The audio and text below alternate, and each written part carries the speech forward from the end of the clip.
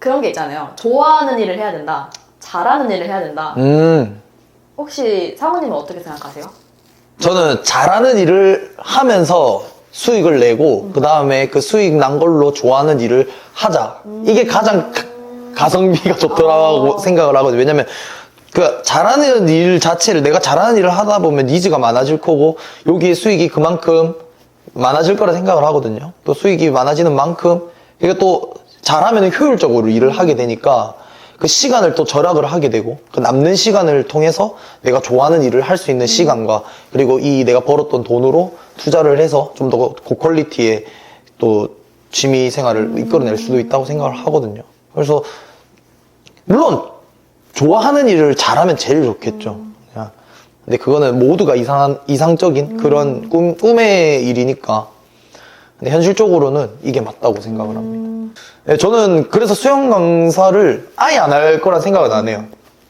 무조건 본업이 있어야 하고 본업 외적으로 또 제가 하고 싶은 걸 해야지 이게 건강한 좀 뭐랄까 좀 밸런스 맞는 삶이라 생각하거든요. 워라벨 하잖아요.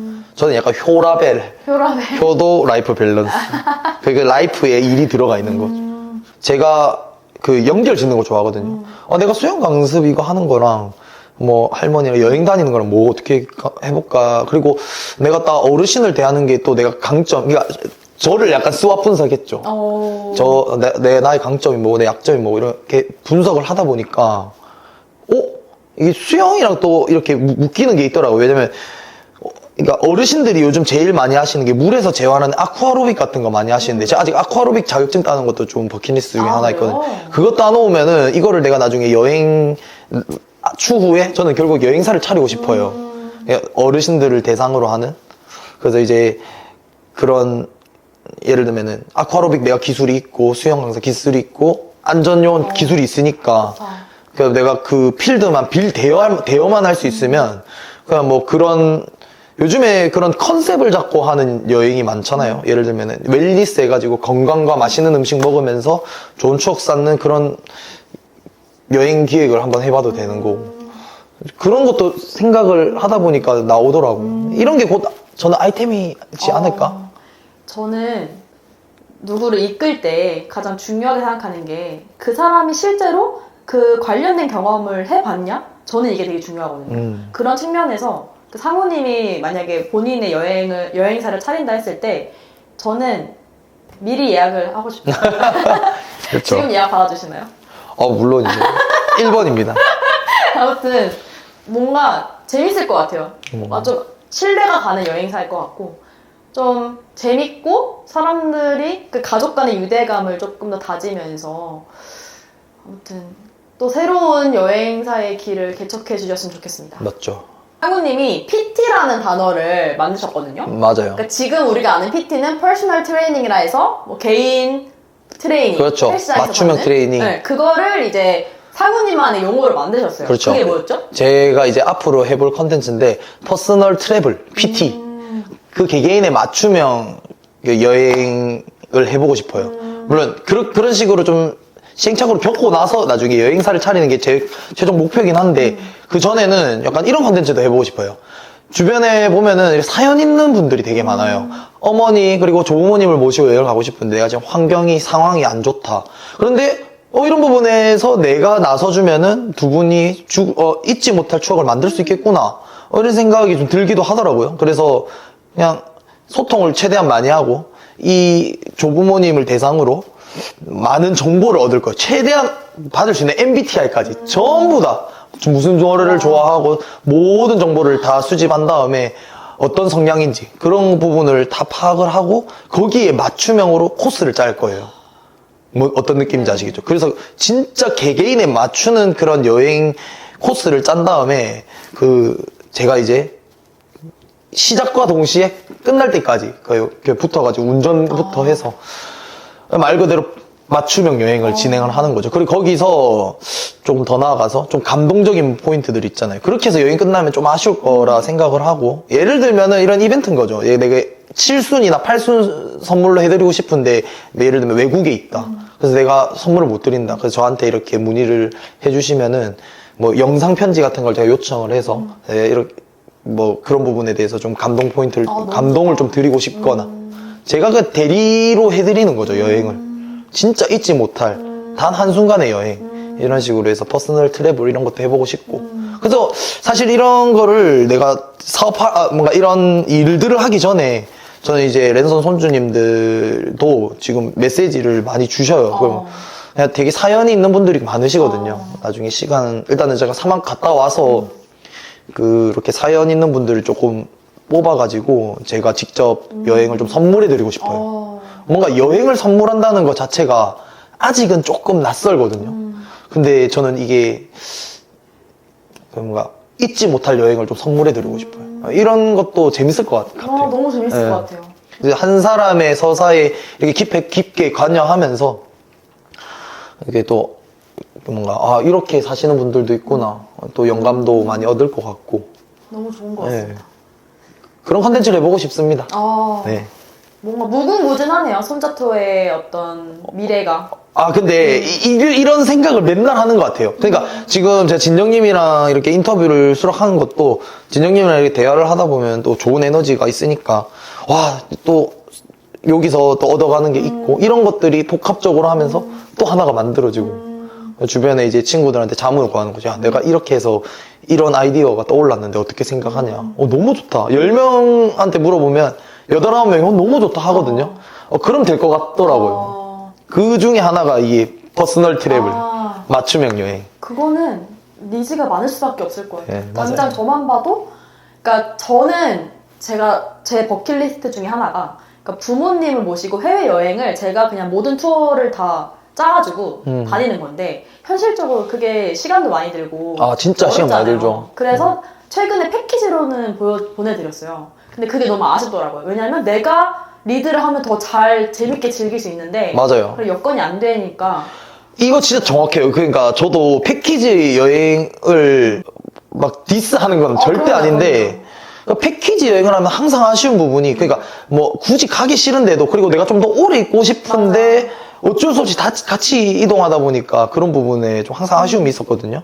근데 이제 맞춤형 여행을 하면은 내가 좀 더 여기 오래 있고 싶다. 그럼 바로바로 일정 조정 가능하고 그리고 그리고 그게 저는 좀 패키지 여행의 최고의 단점이라 생각하는데 약간 강매 같은 게 있잖아요. 근데 굳이 좀 그런 것 필요 없는 부분을 다 빼버리고 더 있고 싶은데 더 오래 있고 바로바로 수정할 수 있게끔. 개인의 취향을 조금 더 반영할 아니요, 개인의 취향을 100% 방해하는 거죠. 맞아. 그게 맞는 것 같아요. 그게 좋은 여행 아닐까요? 행복한 여행이고. 정말 이상적이죠. 근데 네. 그거를 현실적으로 하기가 어려우니 이제 그거에 대안책들이 나오는 건데 패키지가 자체가 그 개개인의 그 개성이 다른 분들이 모여가지고 한 버스를 타고 이동하는데 모든 사람의 니즈를 맞추는 건 솔직히 불가능이라고 저는 생각을 하고 그래서 1대1 혹은 2대1 많으면 3대1까지 이렇게 한 승용차에 이렇게 태워가지고 이렇게 다니면 충분히 실현 가능하지 않을까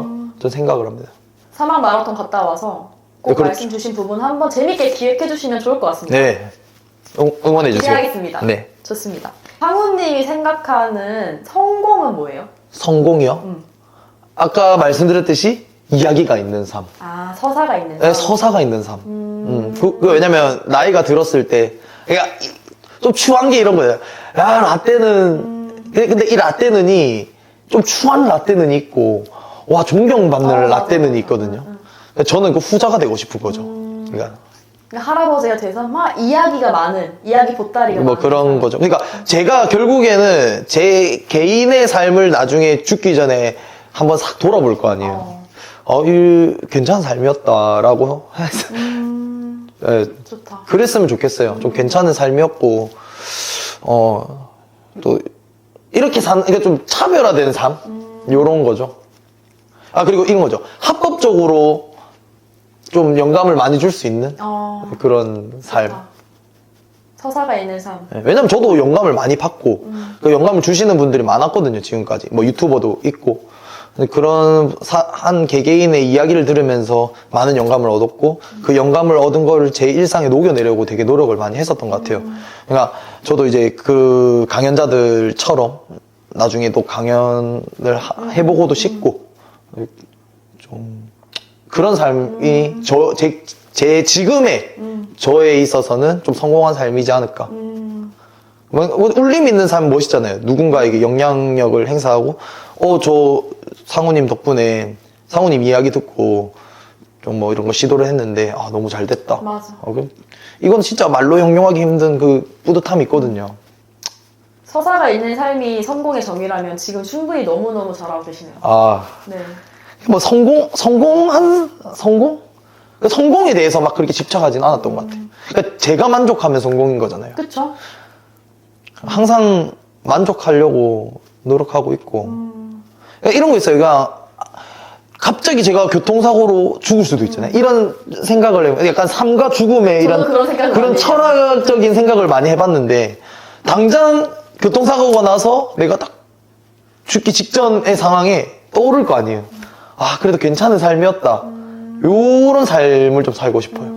후회가 없는 삶. 그래서 사막 마라톤 하는 것도 이게 나중에 지금 아니면 진짜 못하거든요. 맞아. 나중에 제가 뭐 누구랑 결혼할지 모르겠지만 결혼하고 그러다 보면 더 제약이 많을 거고, 사막 마라톤 거의 꿈이 되는 거죠. 그럼 평생 동안 그때 이거 했어야 했는데 그때 이거 했어야 했는데 이 얘기 100% 할 거고, 그렇게 미련을 두는 삶을 살기가 싫더라고요. 그래서 너무 공감합니다. 네, 생각났을 때 바로 해야 진짜. 없는 것 같아요. 맞아요.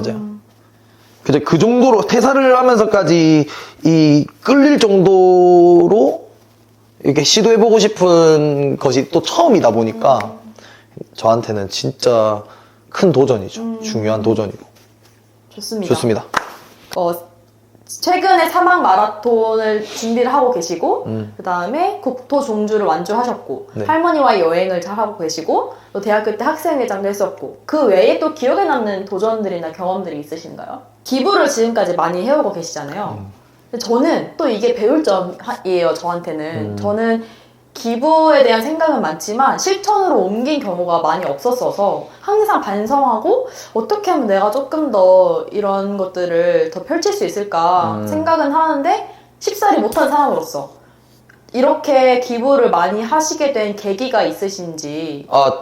전 이거는 확실하게 있어요. 왜냐면 제가 아까 말했잖아요. 제 본업이랑 손자토는 별개라고. 그래서 본업에서 제가 번 돈은 할머니랑 우리 가족이랑 저한테 쓰는 돈으로 확실하게 이게 딱 구분을 해놓고, 손자토를 이게 처음에 취미생활로 하다 보니까 원래 그때 수익 당연히 없었겠죠. 근데 이제 이걸 하다 보니까 이제 뭐 방송도 나오고 강연도 들어오고 이런 특별한 경험, 저는 이건 돈 주고도 하지 못하는 경험이라 생각하거든요. 그래서 저는 여기서 나오는 수익은 내가 잘해서 나온 수익이 절대 아니고 할머니와 나의 그런 특별한 서사 때문에 받은 거고, 그렇기 때문에 할머니의 지분과 내 지분이 있다고 생각을 했었어요. 근데 그렇다고 해서 이게 되게 말이 거창해서 그렇지 수익이 그렇게 많지는 않거든요. 뭐 수익을 공개해도 되는지 모르겠는데 그냥 뭐 방송 한번 나오면 한 30만 원 정도 받아요. 근데 이제 이 금액들을 할머니랑 여행 컨텐츠, 할머니랑 여행 다닐 때 좀 보태 쓰고, 그리고 협찬이 많이 들어와요. 뭐 예를 들면 여행 관련 협찬이면은 받고. 근데 진짜 협찬 문의가 많거든요. 근데 저는 그 방향성이 되게 중요하게 생각해요. 이 피드를 들어왔을 때, 갑자기 쓸데없는, 갑자기 협찬글을, 저 협찬글 보면 괜히 부정적인 시각이 생기잖아요. 진짜 그 악플러들이 할머니 이용해서 돈 번다. 저는 이게 이런 댓글 달리는 거 진짜 싫어가지고 다 커트해요. 또 물론 큰 금액으로 제시를 해도 웬만하면 어르신들 용품 아니고 진짜 실제적으로 우리 구독자님들이 이거 도움이 되겠다 싶은 거는 좀 최대한 하려고 하고, 손자토에서 나오는 수익금은 관심과 사랑이라 생각하거든요. 맞잖아요. 왜냐면 사람들이 많이 봐주고 자연스럽게 노출이 되고, 그 작가 PD님들한테 노출이 되는 과정이 많은 분들이 사랑을 해주셨기 때문에, 많은 분들이 사랑을 주셨기 때문에 이런 수익이 생겼다고 생각을 했고, 결국 이 수익이 그냥 과분한 사랑인 거죠. 그러니까 저희한테 있으면 좋죠. 당연히 있으면 좋고 할머니한테 더 해드리고 싶고 한데, 근데 이 과정에서 할머니한테 그냥 기부를 함으로써 성취감을 드리고 싶고, 할머니가 이 정도 영향력이 되는 사람이다를 좀 어필해드리고 싶어서 그 기부를 시작하게 됐었죠. 할머니, 우리가 지금 이렇게 다니면서 이렇게 사람들이 많은 사랑을 준다. 근데 이 많은 사랑이 당연한 게 절대 아니다. 이런 티칭도 해드리고 싶었고, 그래서 우리가 받았던 이 과분한 관심을 진짜 필요한 사람한테 드리자. 이런 취지로 기부를 시작을 했었거든요. 그렇게 이제 주기적으로, 원래 처음에는 언젠지 기억 안 나는데, 산불 크게 난 적이 있었어요. 한 2, 3년 전에. 맞아요. 그때 산불 기부를 시작으로 해가지고, 그 다음에 이번에 연탄 기부까지 매년 꾸준하게 좀 했었던 것 같아요. 그러니까 그렇게 기부를 시작하게 됐고, 또 기부를 통해서 사람들이 또 진영님처럼 저는 요거에 대해서 이렇게 생각해 본 적 없는데 같이 동참해 주시는 분들도 있고, 네, 그런 거죠. 왜냐면 저도 기부에 대해서 좀 부정적인 시각이 있잖아요. 왜냐면 그 기부를 했는데 내가 기부했던 곳에서 뭐 탈세가 일어나고 뭐 안 좋은 기사거리가 너무 많으니까 그 인식이 별로 좋진 않았어요. 근데 제가 직접 하는 거니까 그 내역도 다 오픈하고 그렇게 하면은 또 구독자님들이랑 같이 한다는 의미도 있고 그렇게 시작했던 것 같습니다. 제가 보고 많이 배우는 것 같습니다. 네.